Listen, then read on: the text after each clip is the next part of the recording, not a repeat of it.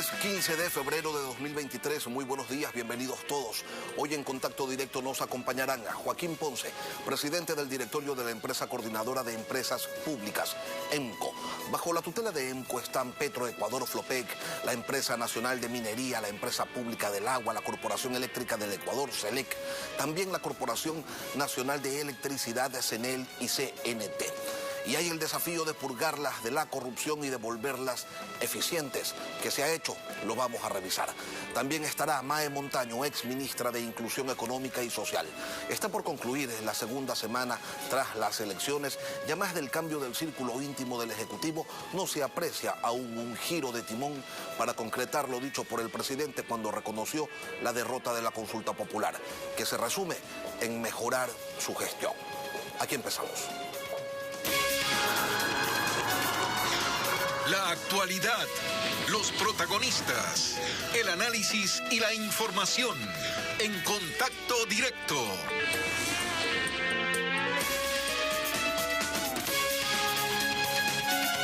Joaquín Ponce fue designado vía decreto ejecutivo como delegado del presidente de la República para presidir el directorio de la empresa coordinadora de empresas públicas EMCO el pasado 18 de diciembre del 2022. Reemplazó en el cargo a Hernán Luque, quien había llegado a esa posición en julio del 2021. Buenos días, Joaquín, bienvenido a Contacto Directo. Buenos días, Lenin. Un gusto estar aquí por primera vez. Un saludo a la audiencia. Cuando usted llegó a ese directorio, ¿con qué se encontró? Lenin, son 13 directorios, nos encontramos con mucho rezago. Sin embargo, a día de hoy ya hemos podido sustituir a 7 gerentes de las empresas públicas y confirmar a 6. Eso no quiere decir que esos 13 funcionarios se puedan perenizar en el cargo, sino que ratificar a la ciudadanía que la evaluación de los gerentes generales es permanente, que son cargos de libre remoción y que por lo tanto nuestra tarea desde los directorios es evaluar permanentemente esa gestión para tomar las decisiones del caso en el momento que la situación lo amerite. Joaquín, cuando el presidente lo designó para ese cargo, ¿qué le dijo? ¿Cuál es la misión que él le encomendó? 2 misiones, Lenin. Transparencia absoluta, un compromiso con un futuro de empresas públicas transparentes, eficientes y productivas. Y, por supuesto, la coordinación con los ministros del ramo, con el resto de miembros del directorio, para identificar el mejor talento en las empresas públicas, de tal manera que tengamos funcionarios, contemos con gente seria que venga a servir y no a servirse.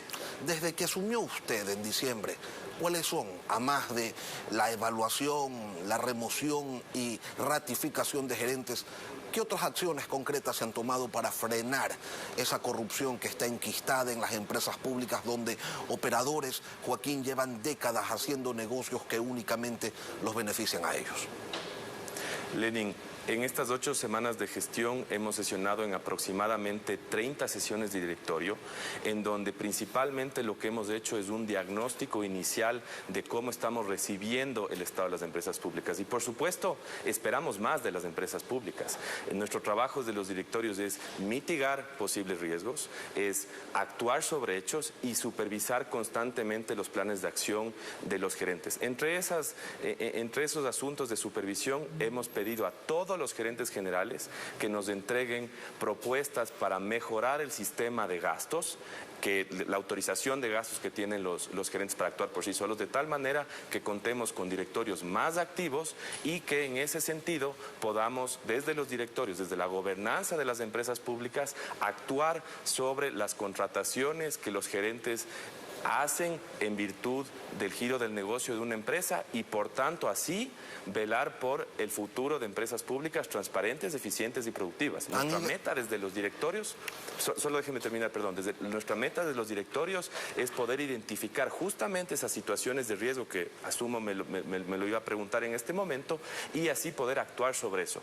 ¿Qué hemos identificado hasta este momento? Que ciertamente hay grupos, hay intereses que circulan alrededor de las empresas públicas, pero el presidente ha sido claro, este es un gobierno honesto, serio y transparente que tiene como meta principal la transparencia absoluta en las empresas públicas y ese es nuestro compromiso. Identificados esos grupos que merodean las empresas públicas, entiendo que se debe haber dado la disposición de mantenerlos al margen de la contratación en ellas. Por supuesto, y eso tiene que ver con controlar mejor la capacidad de contratación que tiene un gerente general, hacerle saber a cualquiera de esos grupos que pululan, que rondan alrededor de las empresas públicas, que no hay cabida. Hemos también pedido al resto, a los gerentes de las empresas, que nos entreguen un detalle de sus equipos cercanos y su entorno para poder analizarlo y así también poder identificar quiénes son las personas que están en puestos de decisión, puestos con capacidad de decisión en las empresas públicas y así poder hacer que esos gerentes generales respondan también por sus equipos. ¿Qué es lo que impide, Joaquín, extirpar definitivamente la corrupción en Petroecuador, por ejemplo? Y al preguntarle sobre Petroecuador, quería también consultarle si se equivocaron ustedes como directorio al ratificar a Hugo Aguiar como gerente de esa empresa luego de un exhaustivo análisis. Lenin, como le decía, la evaluación es permanente y los directorios, al mitigar, actuar y supervisar, actúan sobre los hechos. El momento de una ratificación de ninguna manera se puede confundir con un cheque en blanco o una carta para que una persona se perenice en un cargo. Ciertamente, con el desarrollo de los hechos de conocimiento público, hemos identificado, y dado que el directorio tiene como misión principal actuar en virtud de los intereses de las empresas públicas, la necesidad de sustituir un gerente. Esto no tiene que ver con las personas precisamente, sino con los intereses de la empresa pública, encaminarlas hacia la transparencia, la eficiencia y la productividad, y en ese camino es que se toman las decisiones. En algunos sectores, Joaquín, y ustedes los debe haber escuchado, se ha señalado que los salarios, los sueldos de un gerente petrolero en el sector público están muy por debajo de los salarios del sector privado y que por ello es que se abren pues puertas y ventanas para que se involucren en corruptelas. ¿Comparte usted ese criterio? Lenin, sin duda la compensación de un funcionario influye en su incentivo para actuar de una u otra manera con lo que su cargo respecta. Pero aquí hay que recordar una cosa, si bien las empresas públicas tienen una responsabilidad de actuar, de ofrecer un servicio y actuar proveyendo un servicio en función de lo que exige el mercado, hay también un componente de vocación al servicio público y eso es lo que nuestra misión como directores es identificar a personas que aparte de su capacidad, aparte de su experiencia, aparte de su vocación de servicio, tengan claro que lo principal aquí es servirle al país. Nosotros queremos identificar, ciertamente es una búsqueda más desafiante de perfiles para contar con ellos en las empresas públicas, pero de funcionarios que vengan a servir y no a servirse. Y ciertamente la compensación es uno de esos factores que va a influir en la identificación de esos perfiles, pero lo que hay que hacer es actuar frente a los hechos que tenemos y en función de eso, con esas herramientas, identificar esos buenos perfiles, esa gente seria que viene a trabajar por el país. Y debería existir, pues, una base de valores, un principio de honestidad, cosas de las que en estos tiempos ya casi nadie habla. El exministro de Economía, Joaquín Simón Cueva, en agosto del 2021, dijo ante la Comisión de Desarrollo Económico que las empresas públicas eran altamente dependientes de recursos fiscales. Pese a ser monopolios, buena parte de ellas recibieron entre 2018 y 2021 630 millones de dólares del presupuesto general del Estado. ¿Cómo se justifica ese desangre en empresas que controlan prácticamente la totalidad de sus mercados? Lenin, como le decía, nosotros esperamos más de las empresas públicas. Y sí hacerles saber de una cosa, nosotros tenemos un compromiso, el presidente de la República tiene un compromiso irrestricto con la transparencia absoluta. Al momento de encontrarnos con la situación de las empresas públicas que usted identifica, nos dimos cuenta que gestiones anteriores habían desarrollado desde el 2018 un tablero gerencial que, en resumen, muestra indicadores financieros, muestra posibles proyectos, muestra en general la información detrás de las empresas públicas, pero que solo estaba disponible a ciertas autoridades. Por ende, nosotros hemos tomado la decisión firme de trasladar esa plataforma y darle acceso al público. ¿Por qué? Porque si es que las empresas públicas tienen una misión de ser transparentes, eficientes y productivas, tienen que entregar resultados y esos resultados tienen que estar a la vista de la ciudadanía. Ese es un camino para enrumbar a las empresas empresas hacia un mejor mañana. ¿Es necesario, Joaquín, replantear el esquema institucional, el gobierno corporativo, obviamente los controles y la competitividad de esas empresas para que generen utilidades y no pérdidas? Por supuesto, y ese es uno de los objetivos que tenemos desde la gobernanza de las empresas públicas, encontrar esquemas o mejoras al esquema de gobernanza en las empresas públicas. ¿No lo tienen claro todavía?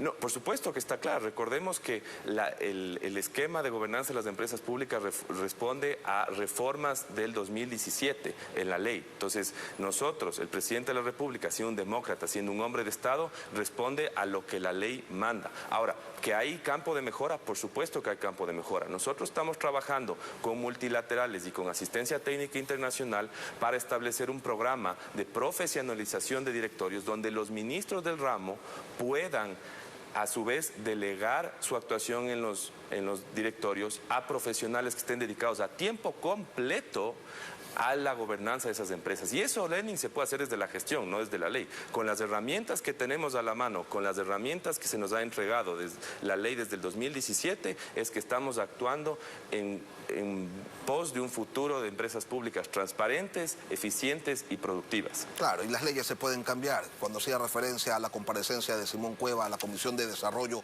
Económico, era precisamente porque se discutía un paquete de reformas a la ley que está por sobre estas empresas. Ahora, con estos cambios, con esta profesionalización a la que usted hace referencia, ¿ya no sería necesario entonces que exista la empresa que usted, mejor dicho, este organismo que usted dirige hoy?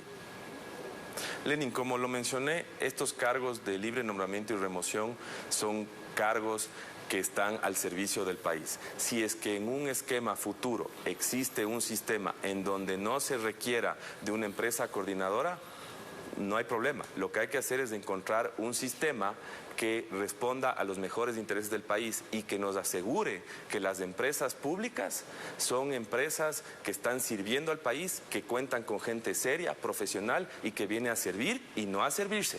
Claro, pero ¿usted cree que EMCO debe desaparecer o cuáles son las acciones que se deberían implementar para que las empresas públicas puedan manejarse por sí solas y no sin esta supervisión y con esta coparticipación de funcionarios a quienes de repente a usted, Joaquín, le toca ser una suerte de todólogo, ¿no? Tiene que saber sobre minería, sobre electricidad, generación y distribución de electricidad, tiene que saber sobre petróleo, sobre Lenin, telecomunicaciones. A ver, ¿qué pasa allí? Ahí hay que hacer unas precisiones. Si queremos ponerle un sinónimo a EMCO, EMCO es coordinación. EMCO es parte de un directorio que además se apoya en los expertos por materia, que son los ministros del ramo, y que además cuentan con un apoyo de una visión transversal del Estado, que es la Secretaría de Planificación en general en los directorios.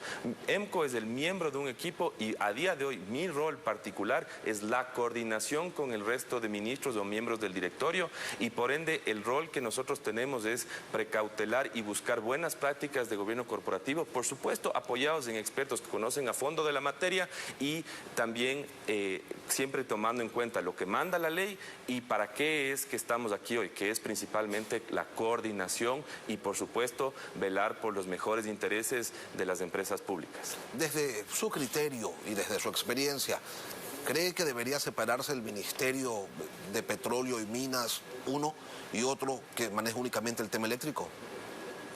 Mire, Lenin, desde mi criterio y mi experiencia a día de hoy, yo estoy en la gobernanza de las empresas públicas y sí es importante que diferenciemos la gobernanza de las empresas públicas, la implementación de buenas prácticas corporativas con lo que implica la administración pública, porque la administración pública en este caso, con la pregunta que usted menciona, implica la ejecución de políticas públicas. A lo que le corresponde a las empresas públicas es actuar sobre lo que sea que la política pública sea en ese momento y por lo tanto no creo que puedo dar una opinión al respecto, más allá de decirle que la meta principal de una empresa pública, en este caso bajo mi gobernanza y bajo mi gestión como miembro de directorio, es que sean eficientes, transparentes y productivas, trayendo buenas prácticas de gobierno corporativo, identificando talento nuevo que pueda venir salir a renovar filas en las empresas públicas. El país espera que lo logre.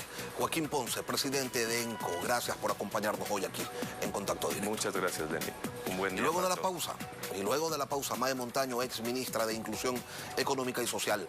Rectificaciones se le exigen al gobierno. Ya regresamos.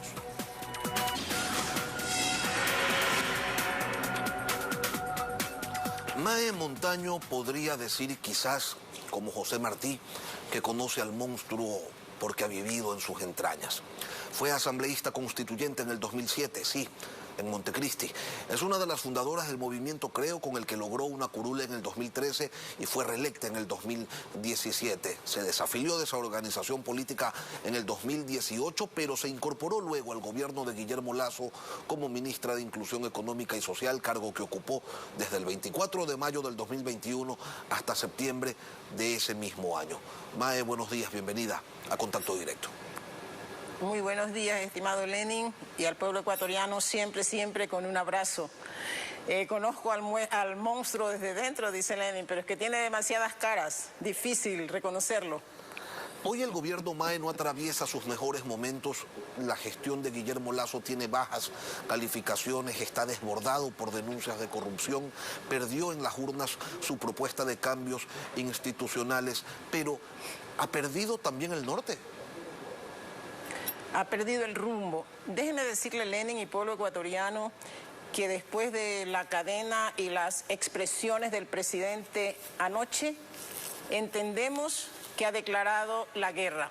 Ha declarado la guerra del sálvese quien pueda. Y en esa guerra, desgraciadamente, ha identificado o ha dejado configurado nuevos enemigos. El enemigo es la posta.